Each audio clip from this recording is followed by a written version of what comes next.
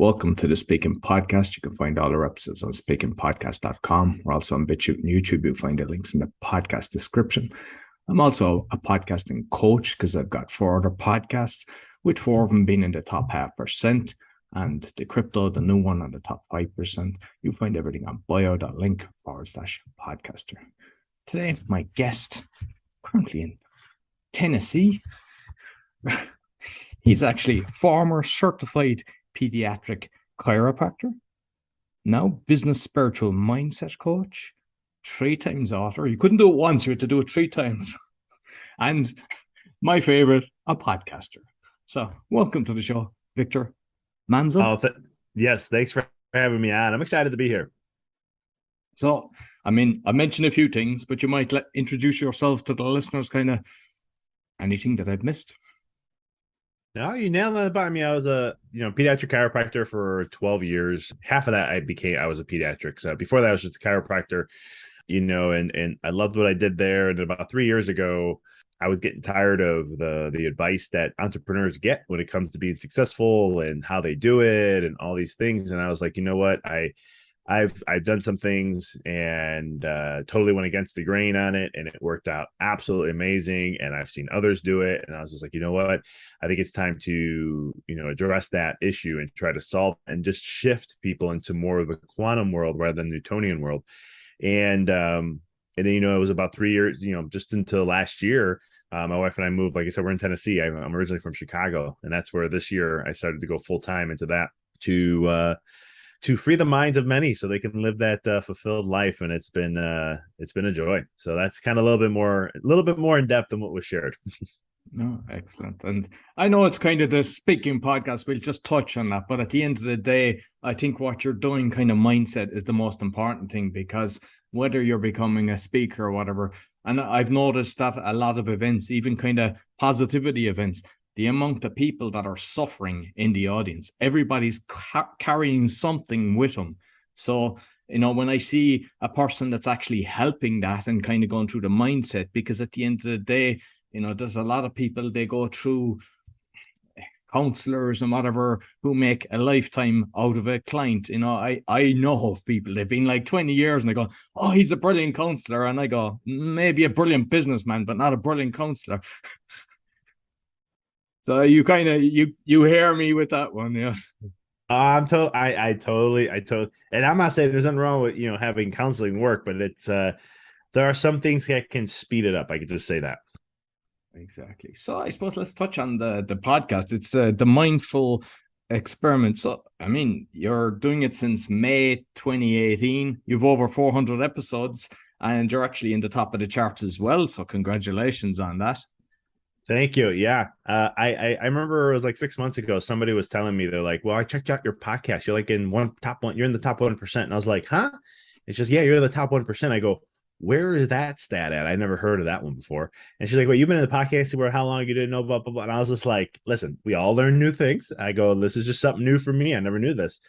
And the mindful experiment's it was one of those passion things to just, again, it was more not directed toward, it was directed to the masses of just how to really understand the infinite potential or just infinite possibilities of who we are and going through the mind, because the mind's everything. Being a chiropractor, we know that through health, that if you do not have your nervous system flowing properly and getting proper information from the environment to your brain and from your brain back out to the body to respond in a proper way, that's going to cause what we call dis-ease, which is like disease, but with the hyphen in between there.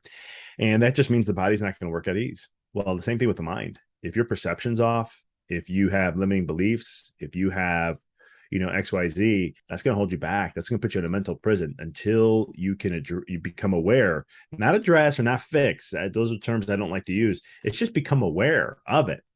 Because as long as you become aware, that's 50 to 90% of the problem solved. And then from there, it's just things will come to you to help you overcome it, to see it from a different light, or whatever that may be, to transcend that. Because your medical background that you've trained, you've seen other people kind of, I suppose, outsource their healing recovery, and sometimes they're told information or told take a certain medication, when the reality is their mind can actually help them. Absolutely. I mean, even in chiropractic, we have something called there's three things that cause what we do, and I call it a miscommunication in the nervous system, but the real term is a subluxation. Big word. You can just totally get that out of your vocabulary. You don't even need to know it. Just it's a miscommunication. But one of the components is mental emotional stressors, and we look at that, and we know that the mind can affect the body in a negative way. I mean, you can have one negative thought and that lowers your immune system. So the mind, and that gave me a lot more deeper appreciation, understanding of how powerful our minds are and how really it can play a role. And this was in the health perspective at first. And then I was like, okay, I got that down over there. Let's see how I can do this in life now. And let me really look into this even deeper.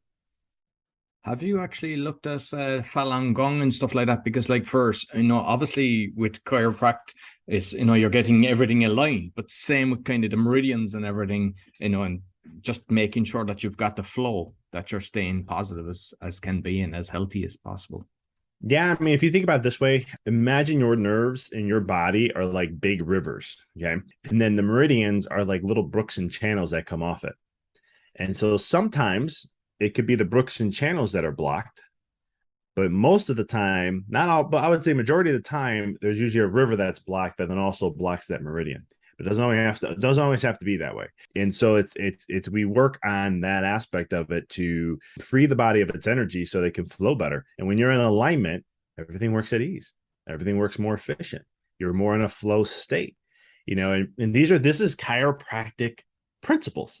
And yet those principles, if I take that into a mindset, business, life perspective, if your life's in alignment, everything is easier. You don't work as hard. Things I call something called effortless success or effortless actions that lead to that, because now everything you do is going to get you closer and quicker to your goal. It's a similar stuff because chiropractic comes from a lot of universal principles, and so it's just like, wow, I learned it there, and it's like, wow, this plays a role here. Wow, this plays a role over here too, and it's just like, wow, okay, cool. And that's kind of started putting the pieces of the puzzle there. And I suppose, like, the powers that be, when they created, the medical, which I'd say they call it natural health kind of thing. They crushed all the chiropractors. They crushed every single thing. And I know from some of the doctor friends that I've got now that anyone that's kind of neuropathic doctors and everything, they were being, in the last couple of years during the craziness, they were being shut down and everything. I presume it's the same with the chiropractors, was it? Were they trying to kind of tell them what not to do and trying to dictate how to heal Oh, people? oh yeah, there was a lot of that. I mean, there was even some states in that were like, chiropractic can help in, based on peer review studies. I have to say it like this. You mean paid review studies? Yeah, but some peer review studies we had in just in like chiropractic, just looking at the immune system and how it reacts to adjustments. There's some old studies and there's some new ones that they've done. It enhances the immune system, right? And so there are states that said if you say that chiropractic boosts or enhances the immune system, you will lose your license. And we were just like, but it does. Like we have some science here, because chiropractic doesn't have a lot of money. So it's not like big pharma that has billions of dollars to they can research anything. We don't have that, but just understanding standard physiology and understanding how the immune system works, we already know we can. But we got, in the world we live in today, you have to have a study, which those I love when someone says, hey, there's a study that says that what you're saying is not true. And I'm always going, please just send me the study. I'm not even going to have a conversation with you. I want to know the actual study, because it got to a point, and this happened because of what we went through in the last couple of years, where it's just, that's what they were saying. There's a study here. Look at this new study here. And if you ever just took the time, I mean, the public doesn't know how to read studies. I mean, I'm not saying they're not smart. It's not hard to read a study, but there's a lot of little things you have to look for to understand if the study is even true or not, or if it's good. Was it done correctly? Was any things that were like could have been manipulative, or could have they single things out to get that result? You get what I'm saying? Because numbers could be manipulated in any study. And but yeah, it was one of those things where they were it was everyone, anyone that I know, medical doctors. There was someone who was doing their own research, and the hospital found out and they lost their license because they were like telling them what they need to say to the public, and he's going, I'm not seeing that. We're not seeing that here. And so he started doing his own research to track. They found out. There goes his license. And with the kind of pay paid review, because I know like a lot of the big pharma, do they actually state who done it and that it was funded by, or is that all hidden? Even though we know that, they put out 3%, they put out the best figures so that it's manipulated. So you go, oh, it looks okay. But the reality is it's not. There should, that they'll have a statement that says if there's any financial conflicts or interests, but I think that has to be defined a little better to understand, because there's some companies that will fund it, or a university will do it, but their biggest donors, could be, I don't want to say a pharmaceutical company, but there are some people who are very invested in where that comes out to be from the school, not from the study. So that's how they can manipulate that around to say, nope, this has been there is no financial conflicts here, but yet if that place, university or whatever, shares a study that goes against some of their big donors or someone on board or someone in those mechanisms, they're not going to allow that. That's not going to be okay. So that's kind of how 1900, I recommend anyone, if you want to understand our health system, go back to the 1900s, early, even the late 1800s, and look at how they infiltrated the universities to control us, to control them, to lead us on this path of allopathic medicine. You'll find all your answers there, and you can see how the system has been evolved since then. Yeah, I know that when Rockefeller was attacked and he done the charities, similar to Gates, like, they follow the same paths. It's the same playbook. There's not, that's why I tell people, like, I have friends of mine during COVID and through everything that was going on, and they were just like, how are you predicting everything? They're like, how do you know? You say, like, something comes up and you're like, it's going to be about 2 months, you're going to see that. And then it happens. You said, this time it's going to happen. I said, when you know the playbook, it's an old playbook. This is not new. And I go, they've been using it for so long. And it's not just it's not just in the health field. That was my first awakening. Seeing it in the health field, and my stomach just turned. And I won't get into all those details, but when I started to look at there, and I said, well, where else is this at? And I started to see it in every sector. That's when I was like, it's the same old playbook. It's just in different sectors. It's the same. And when you look at all of the source where it all came from, you're like, it's the same small group of people in just different industries. Because even like Rockefeller and them, they made all their money in oil, but then they were like, we got to get into something else and be more lucrative, or even more, just add more to their wealth. And medicine was an easy one. They had all the money. They just started going. They would control the universities and what they taught or how they taught, and they just say, hey, we just want to have our.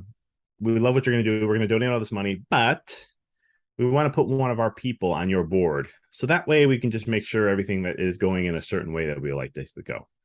And that's how they ended up controlling. Because if you look at, it's always the boards that are running those shows in those ways. Yeah. No, everything I've looked at, everything's infiltrated. Every organization, the whole lot of them, even the EU, the whole lot, there's nothing that's not. So going to your books, because I know your latest book is Decoding the Matrix. Is that kind of red pill, blue pill kind of talking about, or what's it about? It is to a certain degree, because it's all about, the Matrix is a term that I chose that is basically, there's another term for that, and that's human collective consciousness. And so what that is for those who may not know, that is just, if we're everything is energy. So we're all vibrating, everything's vibrating at a certain speed and so forth. And so if you took all the humans that exist in this world and you take their vibration and what they're vibrating at, and that's determined by one's thoughts, emotions, and then what they focus on. If you average all that out, that is the Matrix. And so the key about the book, though, is you want to be aware of that, because if you do not intentionally choose what it is that you want to vibe at and what you want to take, you want to feel every single day, well, what will happen is the Matrix will pull you down into the average of all vibration. And what that does is that mutes us, and we all become the same. And humanity was never designed to be the same. And so there's the red pill, blue pill kind of thing. And later in the book, I talk about spiritual awakening. And I walk you through the life of going to choose the red pill, because the red pill means that, hey, you're going to choose your life and what you want to do, and you're going to dictate it in the way that you want. And I share principles of how to do that in the book and what's your potential and so forth. But when you start to go down the path of spiritual awakening, if you've never done it before, there are 4 things that happen, and it's never an easy process, because you're dismantling, just like in the movie, when Neo takes the red pill, and then all of a sudden he sees the world for what it is. He's awakened to that. The same thing happens to us. We all of a sudden awaken to our truth, but it's a dismantling of our identity. And so the ego mind is that you've conditioned yourself to say, this is who I am. When you truly dismantle that, that is not fun. That's why humans scared or have a huge fear of death. And one of the reasons why is not because of death itself. It's the ego losing its identity that does that. It's the same thing with the spiritual awakening. I've had friends who've gone through stuff and they're like, man, I've done some I've had gone through hard things in my life and so forth. He goes, but waking up is the most intense thing. He goes, I never knew spirituality could be so intense. And I was like, oh yeah, spirituality will really rattle things up for you. But the thing is, because, and I'm actually going to share this one on the Awakening podcast as well, because that's one that's exposing fraud and corruption as well. It's on the speaking one now, but I think it's kind of in line. And I've been talking about this in the last few episodes as well. So but what I'm finding is, I mean, obviously there's some people, they just go along with the narrative. They're looking at what's told to them, whether it's their government or the newspapers, and they're living in fear. And then you've got a divide in the house. What's like for your own experience when that's happening, because it's all a frequency as well, and they're trying to bring it down, and there's just tension and everything. What would your suggestion to people that are in that? Because I've even people that we've on the show, we've done live shows, we've had serious international guests. A lot of them, even including myself, they're family members that, like my daughter, they've got the, and so there was that kind of tension. What would you suggest? Let them choose for themselves, because here's the problem. Once it's embedded in their mind, they have a belief on it. Once they have the belief, there's nothing you can do. You're going to be fighting that belief, and they fight it. Like I've had one time, I was back home, and I was at a family gathering, and somebody looked at me and said, hey, do you believe in the science of, and of course they're talking about, you know what? And I looked and I said, do I believe in science? And I'm like, yeah. I'm like, well, define what science is, because I am scientific. Everything I do is scientific. I don't believe in pseudoscience, if that's what you want to discuss. And I go, that's a lot of what's out there now, because that's what we have. That's what the difference is.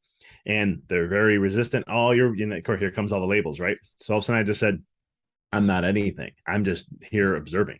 I don't have any side. I don't choose. It's just like politics. Some people are like, oh, you sound like this. I'm not that. Well, you sound like that. I'm not that either.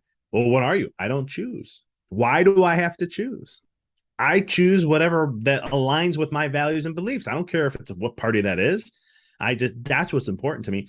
And so it's one of those things where here, and the reason why I say it like that is because when I came out of chiropractic school, I wanted to save the world, right? It wasn't just chiropractic. I had a background in energy medicine. I had a background in nutrition. I had a background in, what else was there? Wellness. So I was like, man, I have a whole package. I understand all these things. Man, I'm going to help change lives here. I'm going to go against big pharma. I'm going to go against big machine. Well, what I found out was people that it didn't take long. I mean, I'm stubborn, so it took a little bit. But after a couple of years, I realized people are going to choose what they want regardless. Like some people want me as a chiropractor. Some people want me as the whole package. I have to serve wherever they're at and understand where they're at. And you can, because again, in today's world, when we have somebody who's on that fence or whatever it may be, whatever that is in life, if they have a belief on one side, you can't go logical with them. Because a lot of times you're going to, I even tried this with sharing my own stuff, where it was like, hey, here's another story. Don't believe everything you're hearing, or get out of the fear.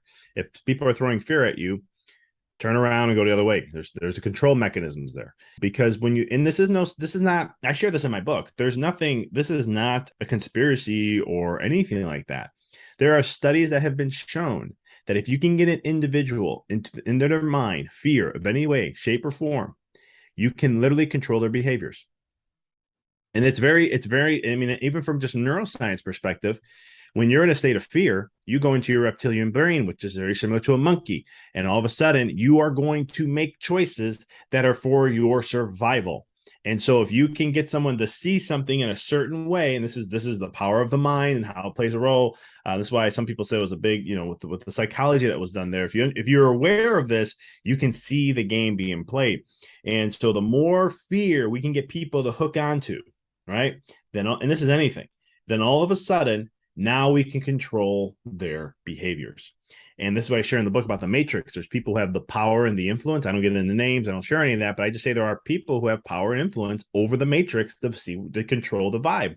And how they do that is by eyes and focus. So the more people we can have focus on something, the more we control the human experience. And I always said the reason for that control is more power and influence. And power can just be power itself in positions, or it can be money. It doesn't matter. At the end of the day, that's what it is. And it's one of those things where every time anyone is showcasing fear, they're trying to control your behaviors. And that's one thing I share huge in the matrix to help individuals. So again, going back to the question you asked, then is like, if they're stuck in that belief, they're going to have to see it for themselves. And it's sad because I know people who had that. And I was like, man, I'm like, come on. I was sharing all this great stuff with you. I was like, it was scientific. It was this, but fear took over. And now they have a belief because a lot of times people don't want to be wrong. This happens with children too, with parents who maybe they don't want to give their children shots. Maybe they want to delay. Maybe they don't want to do them at all. And, there's whole thing of like those who've had given it to them. And let's say something, oh, my child's fine. Look, they had them. They're fine. They're all good. They don't, it's something. And I think humans, and we're all like this in some ways. We don't want to admit when we're wrong sometimes.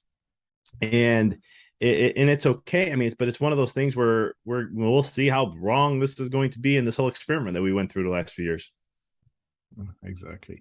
And because through my journey, I mean, I'm exposing a lot of this stuff, but I don't let it get into me. I'm conscious of it, and I'm kind of working on my sovereignty and everything to just totally get them out of my system, which I believe is the way forward. But I'm also surrounded by a lot of other people, some of them podcasters or whatever, that are, let's say people are calling them, say, awake, but they get really dumb because they're actually bringing it into them. And they have to just step away then, like for something like that, like, because that's a different type of person. They know what's going on, but they're bringing it deep within themselves. And when you say deep within themselves, is that like the ideas, the ideologies, the just beliefs? Knowing what's going on, they get depressed by actually learning of all the different things that you wouldn't think it could go so deep. The more you dig, the 100 times worse it is. That's the awakening process. That I'm telling you, it's that was me. I went through that in spirituality and religions at 19, and it was like a 3-4 year journey, and I was just like, I was sick to my stomach. And then I get to chiropractic school, and I remember it was like 6-8 months in, and I meet this doctor who is very awake. He is still unfortunately passed away. I would love to have a conversation with him today, but he was telling me things that are happening right now, and he hasn't been wrong on all his predictions. He's still not wrong on all of them. And that was what, 15, 14, 15 years ago. And yet he's still right on them all. Like literally everyone in the chiropractic profession is like, oh, he's a conspiracy theorist, blah, blah, blah.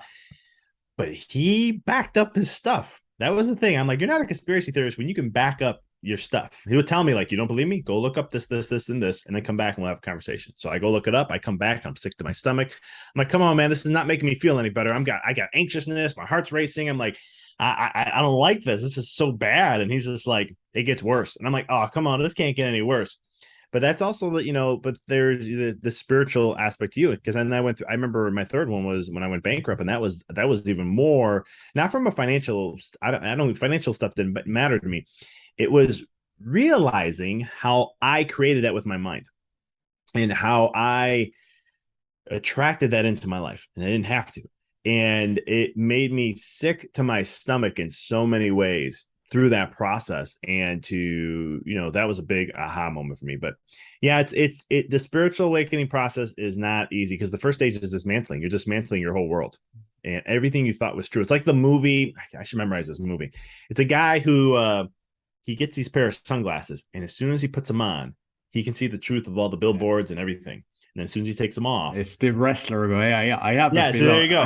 I know the one you're talking about. Well, people see or something like that. Yeah. Yes, exactly. And so that's the awakening process. It is scary because you can see things for what it is, and it's for someone who, when you were asleep, in a sense, as I like to say, you're numb to it. You don't even know it's there. And then once you become aware, once you see it, you cannot see it anymore. Like it's there. It's like the glasses. You look and it's there. You see it. You see the clarity. You see what the message. You see the intentions. You see this. You cannot ignore it.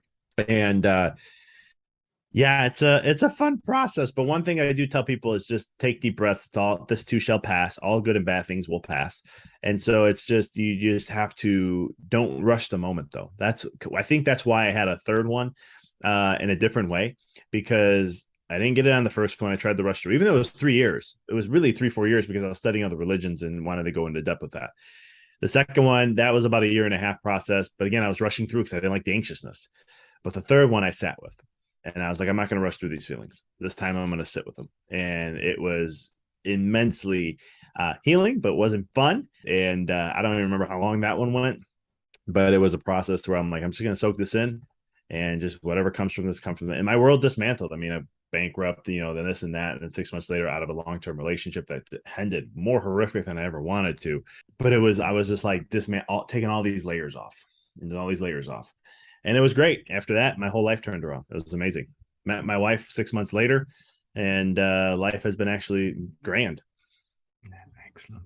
And I myself, I mean, I was conscious of in my early 20s of kind of the medical, because I could see so many different things, and just through stuff that happened to me, I had a trapped nerve, and I realized, I actually healed myself by reading Healing Back Pain by Dr. John Sarno. But prior to that, I was brought through all the epidural operation and everything, which didn't cure me. And it was like, why did they not just bring this to me? And the amount of people that I told about that book said, don't get the operation, read this book. And they all got cured from it. And it's like, so that was my kind of, but then I went through, the property, bang, lost everything, my own personal house with my personal belongings, lots of properties and everything. And then through that, saw so much corruption. And that was kind of my awakening. And what I've noticed is, like, a load of people, when you go through that, not just that, sometimes people, it could be an illness that they overcome and everything. But by going through that, you kind of realize what life is about, and that it doesn't get much harder than what you've been through. And by doing that, then you're kind of more open, and you don't let things hurt you.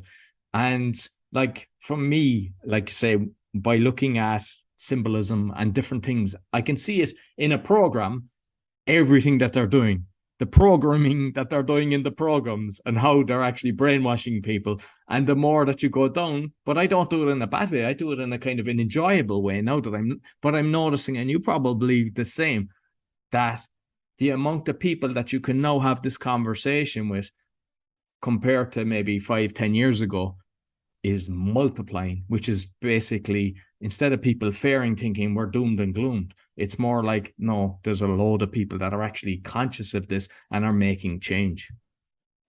Totally. I mean, even in my third book, I talk about at the end, if we want to change the world, because I talk about what really, who holds the power of the matrix. It's just like anything we do.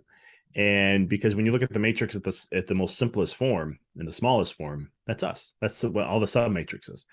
And the power of that, if we can awaken one, like once you awaken, right, now all of a sudden you vibrate at a different frequency. People who are around you are going to be influenced by your frequency, just as like they're going to influence your frequency. But if you like, just like in Eastern Oriental philosophies and so forth, but if you're centered, nobody will bother you. They can't interfere with you. And the more you start to focus on yourself and just focus on you as an individual, then all of a sudden you help liberate others to give them the opportunity to do the same. Not saying they're going to do that, but you give them the opportunity to do that. And then all of a sudden it creates a ripple effect. And then we see the shift that's been going on, because I'm very hopeful about the world. I mean, we have the powers that be are holding on for dear life. They lost in 2012, when I think it was more 14, 15, but it was when the Mayan calendar and the end of the world's going to come, more fear, right? But if you really, I studied the Mayans and how they lived and so forth. And I was like, it was going to be a new world. That's what they kept talking about. It was the end of time. That's why the calendar stopped. Some people say, oh, they just ran out of room. I'm like, no, that's not even true. I go read some stuff, go get some real actual information. And it was one of the things where the end of time meant that we were going to go into a different world, a different path. And we're on that. We're in the transition phase right now. And like I said, the spiritual awakening for your own process is never an easy process, right? Well, all of us are going through that now, and that's why it's not easy. And I think it's going to get a little darker before we have to go into the darkness. And whatever that darkness is going to be, sometimes my mind will be like, oh man, but if this happens, then oh man, this is going to put me in this situation. If this happens, and then I'm like, you know what? I'm not in control here. Like I can only control so much. And then there's another part, God, universe, Allah, whatever you want to call it, that we're co-creating with. And it's all helping, in this process. So it's going to be grander than ever. Just like I know when I got through my own spiritual awakening, man, the other side was so blissful. It was so freeing. I didn't have anxiousness in my nervous system anymore. I didn't have racing thoughts anymore. I was calm. I was more like, all right, let's see how the day goes today. It's a new day, whole new experience. Let's see what this happens here.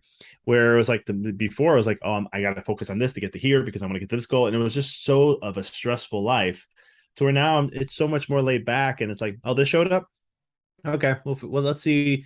Let me take some breaths. Let me go meditate for a little bit. Let me go do nothing for a little so I can get into a good state. And then I'll know something will come to me that I need to act on. Where before it was like I had to figure everything out. And so it's always more blissful on the other side. And, we're going through a big shift right now. A lot of people are waking up.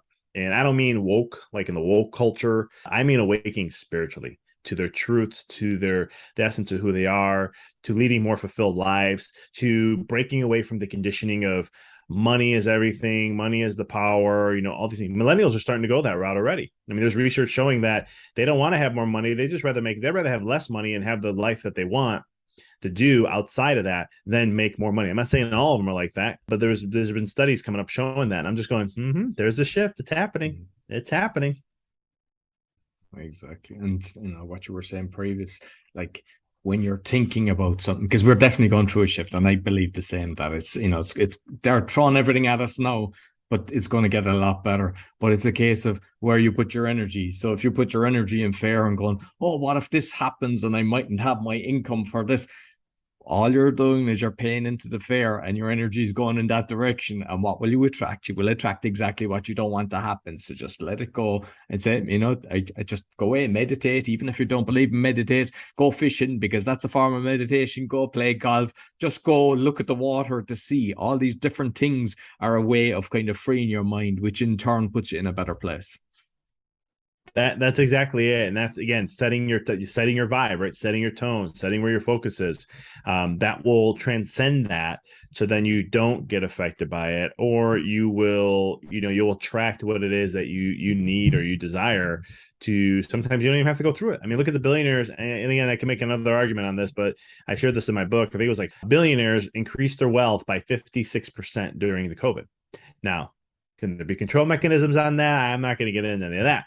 But the point is, when I used that fact in my book was because I wanted to show that if you allow the fear to take over, then all of a sudden you go with the experience of everybody else. But if you set the tone for yourself, you set the intention, you set your vibe every day, then you're going to be like those billionaires. You're not going to be affected by it, because what happened? Lockdowns were happening. Oh man, the economy's going down. Oh, people, we can't have businesses. Small businesses are getting destroyed.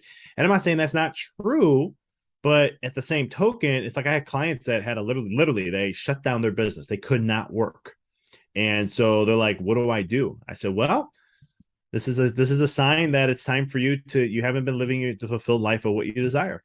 You've been probably focusing more on doing something for a job or money or whatever it may be, and not really fulfilling your heart. And now the universe brought something to you that's going to make you do that, whether you like to or not. And since I'm your coach, we're going to go down that path. And it's been amazing, because now I had 3 clients literally that had that happen. A year after, they're like, I can't believe it. A year later, again, spiritual awakening, right? Wasn't a fun process. Some of them were doing it for 15 years, and they had to literally stop. And I said, well, let's look at what really makes you excited, what fulfills you. Because this is, I believe, is part of that shift. We're getting away from mind, and we're going to heart. And so in heart, we're not going to do things based on what our mind is or this or that. It's what's going to fulfill us. I have a feeling my 4th book's going to be something about soul-filled life, but because that term just keeps coming out at me. And so it's how do we lead a more fulfilled life in this process, and what's going to bring us fulfillment? Because if we truly follow fulfillment, well, the money comes. The money is always going to come when you're following your fulfillment, because it's a vibration. If I'm in a high state, in a good state, and I feel inspired every single day, and I'm excited every day because I'm doing what I love to do and what fulfills me, well, money's going to come, because money is vibrational. It's life energy. It's going to flow. When you're in a high state, you want more money. Boom, there it is. And I've taught clients on this, but the 3 clients I'm talking about a year later, they're all like, this is so crazy. I'm doing what I love. I'm getting paid. And like, I'm not where I want to be yet, but I'm getting paid. I'm like, I could live my life. But what's cool is I can live anywhere I want now. And they were just blown away by that. And I said, wow, imagine what a year did. Look at you stepping into your truth and what matters most for you. And look what happened now. And, you know, and it's not me. I'm then like, well, I couldn't do it without you. Nope. Stop saying that. That's, you're giving your power away. You did it. I just was here to just share some advice. If anything, I was like less than 1%, 0.0001%. That's all the influence I had. I go, it's really you made those choices. You took the action. You trusted in me. And it's kind of one of those kind of things that stepping out of the matrix, stepping out of that conditioning, you don't have to have the experiences that most people go through. I mean, look at I'll share one more thing. I know I'm going on rants here, but I want to really hone in on this. Yeah, it's enjoyable. Yeah. Look at the Great Depression. Look how many millionaires became and developed out of the Great Depression. We you know, the economists and financial people will always look back at the Great Depression. Look how bad it was there. You know, we may have a chance to go back there. But look at people in the Great Depression. There's a lot of millionaires that came out of there. Again, I don't know what was controlled, not controlled, this and that. I don't have enough resources to get into that. But at the same token, though, what I do know is there's a lot of millionaires also that came out through that. No, absolutely. And I mean, you know, what you just said as well, the amount of people that were like commuting to work an hour and a half each way. And then everything, because it was organized that everybody wasn't allowed, then they kind of realized, hey, why am I wasting my life? You know, people are, you know, trying to buy this beautiful house and they're not even living in it, have this amazing car, and, you know, they're only using it to get to work, and then it's parked outside their office or parked outside their house. And now I think they realize, you know, just do things that you love. And the more I'm seeing more and more of it. And I think that's why the shift is happening. No, and it's so true. And yeah, you brought up a good point, because I had a lot of when I was chiropractic patients, and they commuted a lot, and then they weren't commuting anymore.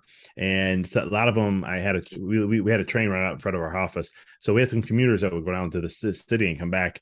And a lot of them were like, I don't want to go on the train anymore. I had a couple that missed on the train and going to the city, but majority of them were like, no. And they made negotiations. So when things were starting to slowly open up back up, and, you know, allowing to, you know, train and open up the offices in the city more, they're like, we're only going to, they negotiate. And I told them, let's negotiate with them. You've been there for so long. Just say, hey, you know what? How about if I only come down like twice a week? Let's test this out for a certain period of time. So some of them did, and they only had to go down to the city twice a week, because it's like, by the time you got to wait for the train, it's like 25, 30 minutes to get down to the city. And then, you know, you got whatever, you got to walk to wherever your job is from there, and then you got to walk back, all this stuff. And so they actually had that work out for them. I said, see, going through this experience wasn't bad, right? And they're like, yeah. And some other people, now all they do is work from home. The companies were like, hey, this worked out for us. We're just going to work from home. And maybe once in a while, we'll have an office day where we need people to come in, but we're going to do most of the stuff online. Excellent.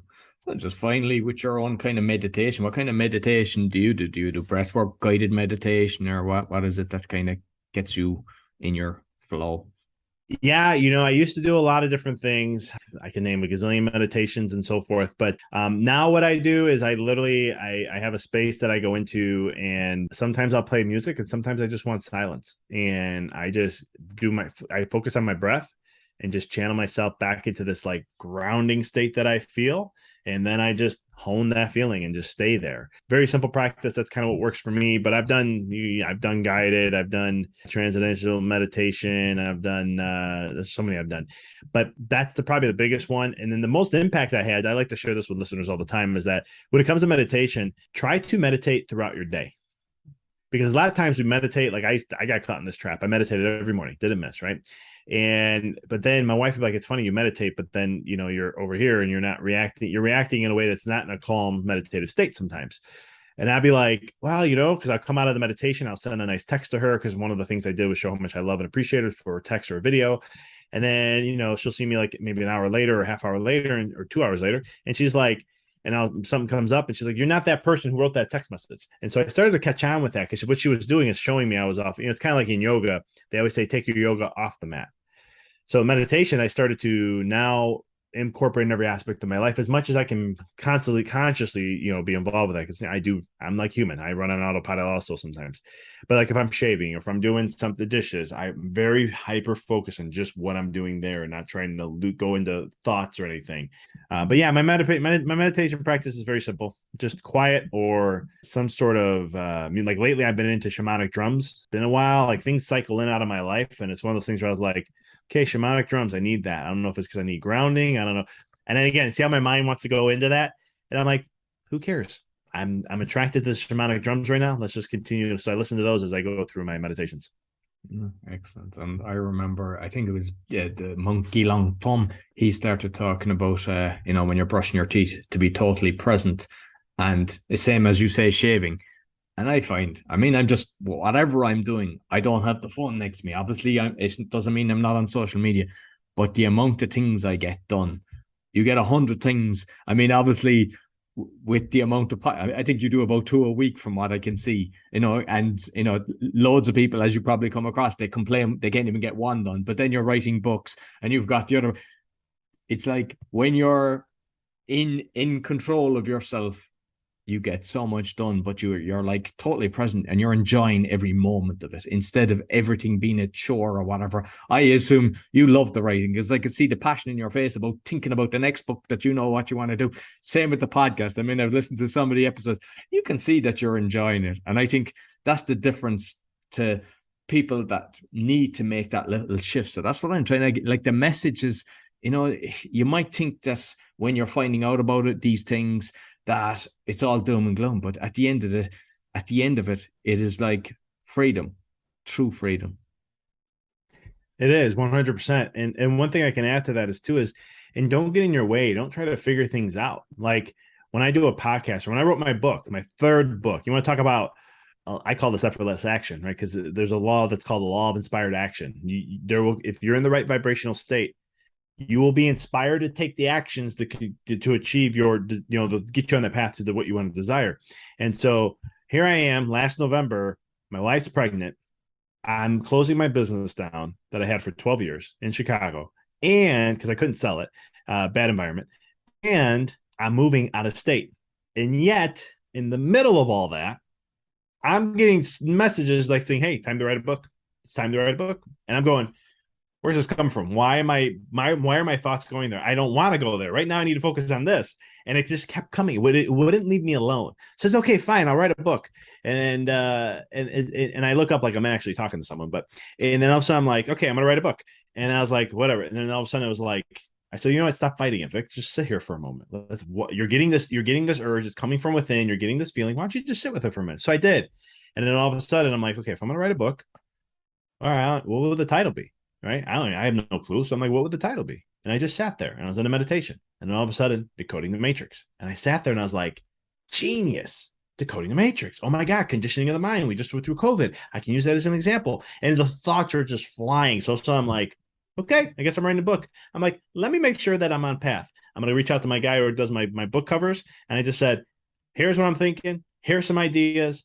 Show me what you got. And let's see what shows up. About 2 weeks later, he shows me a cover. I just had to tweak a few things. It was exactly what I wanted. And I was like, that is so cool. All right, I'm in alignment. I'll write this book as soon as I move. And then it was a couple months later where all of a sudden I was like, book time, let's go. We got to get this book written. And I was like, seriously? I'm like, why am I being, because you get anxious when you resist that your inspired action you need to take, you get this, like, I get anxious. And so when I feel that anxiousness and I'm being pressured, that's where I'm like, okay, I need to do this. And 24 hours, within less than 24 hours of work, actual writing, book was written and it was done, published in 1, 2, 3. Excellent. Love it. So thoroughly enjoyed our conversation, Victor. You might let people know how they can find you. Yeah. You can find me. My website's my hub. So empoweryourreality.com. That's where, there's in the top right corner, and I have some other tabs in there for if you're an entrepreneur and you're liking with the message of some of the things I've shared. we can get on a call and discuss some where you're at, challenges, and maybe not get into the dream life you like or want to get there faster. I got some free resources on there. If you go to free resources, I have my podcast there, but I also have a free ebook on visualization. Talk a little about the studies and the power of visualization and why we should be utilizing this simple tool that everyone can be using. If you want to follow me on social media, bottom left corner of my website, I'm on Facebook, Instagram, TikTok, and LinkedIn. And so I share about 4 to 5 times a week a video of some sort to help with mindset, spirituality, money, you name it, to just elevate us in some way to get out of this mental prison and really achieve. So if you have any questions for me, I always read my DMs. So send me one if you like, and I'd love to hear from you.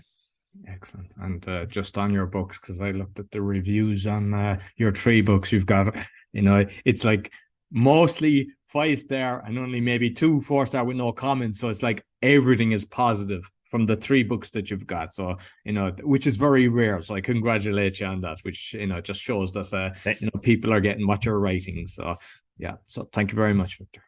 Thank you, my friend. It was a pleasure being on. So that's all I'm going to say, obviously, the speaking podcast, I mentioned the awakening, but I'm going to put it on the meditation as well, because we've touched on that. And I think it's all important what we've discussed today. And be sure to give us a thumbs up, 5-star rating, share with your friends. Until next week, take care.